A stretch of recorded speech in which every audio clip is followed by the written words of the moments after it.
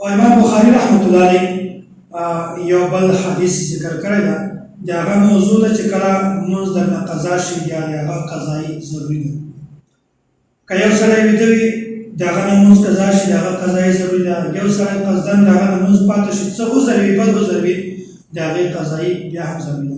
بهرحال په دې کې تفصیل ده چې کوم سړی صاحب ترتیب ده کوم سړی صاحب ترتیب نه ده هغه فی الحال هم دلته دا موضوع ده.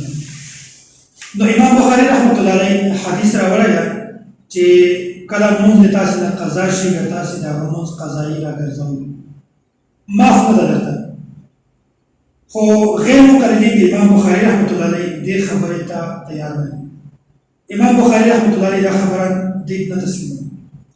امام بخاری حدیث راوړی ده حضرت جابر بن عبدالله رضی الله تعالی دا وایي چې حضرت عمر رضی الله تعالی عنه د خندق په جنګ کې دی په جنګ کې مشغول و د هغه د وجې نه د ده نه د مازدیګر لمونځ قضا شو.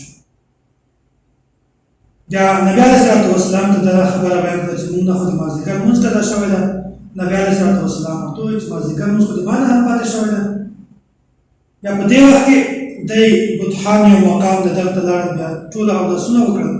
اودسونه بعد اول دی بیا د مازدیګر قضایي راوګرځوله غروب شمس چې کله لمر سترګه ولوېده د هغې نه بعد مازدیګر قضایي راوګرځوله هغې نه بعد یې ماښام لمونځونه ادا کړل. نو دې نه دا ثابته شوه چې کله هم د تاسې لمونځ قضا شي بیا د هغه لمونځ قضایي ضروري دی.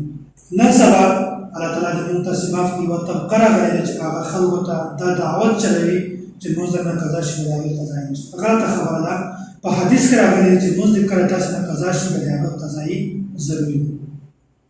امام بخاری رحمت الله علیه حدیث د الفاظ راوړی ده عن جابر بن عبد الله ان عمر بن الخطاب جاء يوم الخندق بعدما غربت الشمس.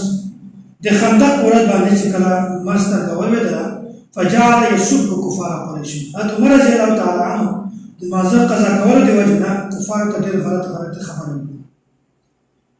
فقال یا رسول الله حضرت عمر فاروق رضی الله تعالی عنه ورته وفرمایل یا رسول الله ما كنت اصلي العصر حتى كادت الشمس. چې مونږ خو د مازدیګر لمونځ نه ده کړی مونږ نه خو قضا شو چې لمر سترګه ولوېده. بیا نبي علیه صلات وسلام ورته وفرمایل والله ما صلیتها د مازدیګر لمونځ خو د مونږ نه هم قضا شوی ده. فقمنا الى بطحان فتوضأ للصلاة وتوضأنا لها فصلى العصر بعدما غربت الشمس ثم صلى بعدها المغرب. وایي چې بیا مونږ ټول اودسونه وکړل هغې نه بعد مونږ چې کله لمر سترګه لوېدلې وه بیا مونږ اول د مازدیګر قضایي وکړله او بیا مونږ د ماښام لمونځ. نو نبي علیه صلات وسلام حدیث ته چې کله هم د تاسې نه لمونځ قضا شي بیا تاسې د هغه قضایي راګرځوئ. امام بخاري رحمت الله علیه دا حدیث په خپل کتابو کې ذکر کړی ده چې کله تاسې نه لمونځ قضا شي بیا تاسې لمانځه قضایي راګرځوئ. باب یې راوړی باب من صلی بالناس جماعة بعد ذهاب الوقت. نو دې نه داسې خبره ثابتوي چې کله هم د تاسې نه لمونځ قضا شي بیا د هغه لمونځ قضایي ضروري دي. او غیر مقلدین دا خبرې منلو ته کله هم تیار نه دي. غیر مقلدین یو عالم ده مولوي یونس غیر مقلد دا فرمایي وایي که چېرته تاسې قصدن لمونځ پرېږدئ لمونځ درنه قضا شي بیا او د هغه قضایي کول غواړئ بیا داسې قسم د لمانځو قضایي دا د حدیثو نه ثابت نه دی بلکې داسې کس لپاره توبه او استغفار کافي ده. استغفر الله. دستور المتقی صفحه نمبر 149.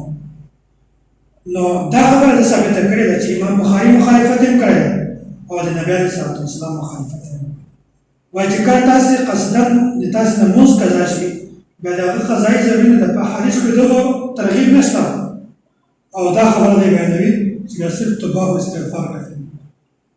دا نن سبا متجددین ځنې یو طبقه راغله هغه هم خلکو ته دا عداوت ورکوي. دا بلکل غلطه خبره ده چې کله لمونځ درنه قضا شي د هغه قضایي ضروري ده. دومه حواله غیر مقلد عبدالله روکړي دا فرمایي چې دغه کتاب د فتاوا اهل حدیث جلد نمبر 1 صفحه نمبر 415 کې دا خبره بیانوي وایي که بلوغت نه بعد که چېرته تاسې لمونځونه کم قضا شوي بیا خو بله خبره ده. که چېرته د تاسې لمونځونه دا زیات قضا شوي چې هغو قضا کول د هغو ادایګي مشکله وي بیا تاسې لپاره د هغو قضایي ضروري نه ده. بس چې کوم لمونځ تاسې کړی د هغه کافي ده.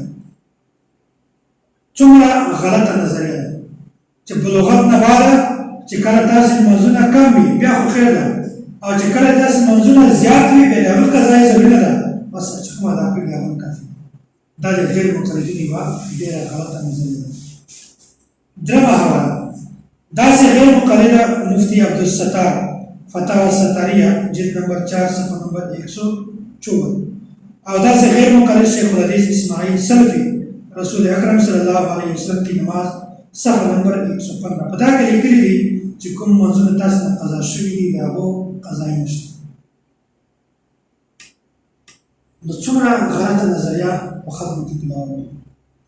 الله تعالی دې داسې خلکو نه موږ تاسو ټول په حفاظت کې وساتي. امام بخاری رحمت الله علیه یوه خبره کوي هغه نبی علیه الصلاه والسلام حدیث بیانوي او غیر مقلدین بله خبره. د امام بخاری رحمت الله علیه خبرې منلو ته تیار هم نه دي. ما تاسو دا خبره مخکې هم کړې وه چې غیر مقلدینو د سره تعلق نشته دا خبره چا کړې ده. بل دې ته ګوري چې دا خبره د موږ موافق ده که د موږ مخالف ده. که موافق وي که هر قسم سړی دې اخلي او که چېرته دې خبره دې مخالفه وي بیا که هر څومره اوچت سړی دې کله هم نه